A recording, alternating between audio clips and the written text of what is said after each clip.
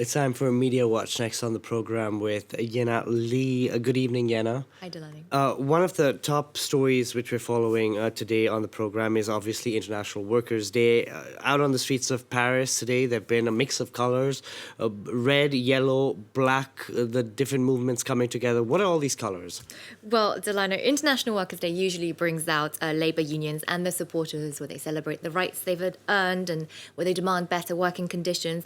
And Macron, being a very pro-business president, he's long been the target of left-wing unions. What's different this year is the mass participation of yellow vest protesters and the rise of the far-left black blocs. You see here an old kind of a union-style poster revamped into a GIF with the yellow vest kind of like creeping up behind. Yeah. And in this graffiti on the streets today, it reads, Gilets jaunes and black bloc, yellow vest and black blocs. We don't wear the same shirt, but we have the same passion. Here's cartoonist Jack's take on today's protests. And here in France, people give each other lily of the valley flowers on May Day. And you see them, here they are in their new colours, yellow, black and red.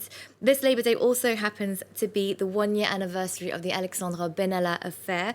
The scandal actually didn't erupt until July, but the spark that lit the fire was, of course, on May the 1st, 2018. To remind our viewers, Alexandra Benalla was a member of Macron's security detail, and he was caught on camera beating up May Day protesters. And it was really a turning point in Macron's presidency, because you could say it was a major blow to his popularity. And for his opponents, it was like almost a gift that kept on giving as the scandal unraveled.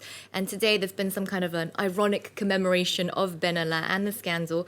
Protesters have really been getting creative, wearing Alexandra Benalla masks. And here, this, I think, is the street of Marseille. It says, Joyeux Benalla-versaire, which is a pun of Benalla and anniversary or birthday here in Paris as well, Benalla-versaire.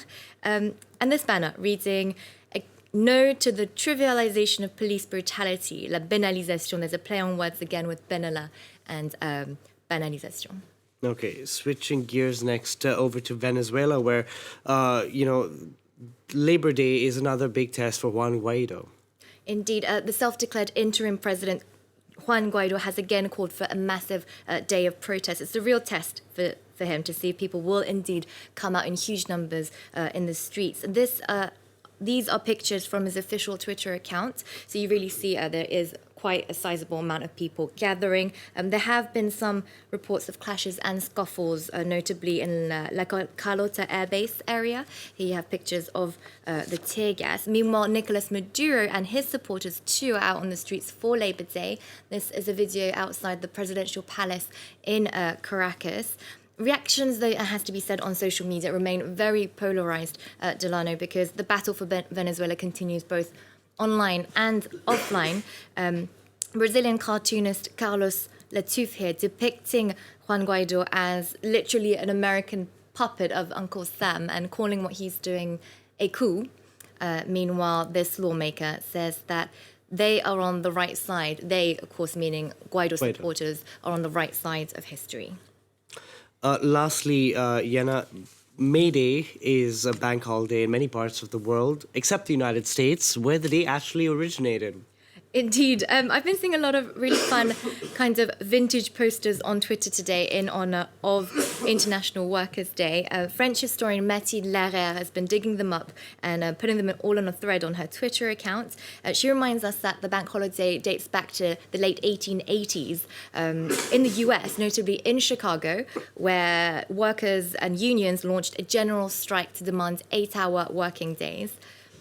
8 hours for work, 8 hours for rest, and 8 hours for whatever we will. It's a sentiment and a movement that also crossed the Atlantic. And here you see in France too, the similar May the 1st, 8 hours of work, 8 hours of pleasure, whatever, sleep, do what you will. I think I'm going to end today with this one last tweet with a couple of pictures. People advocating today in 2019 for labor rights in places like Seoul, Baghdad in Iraq, Hong Kong, and Madrid, Spain. Thank you very much for that, Yena.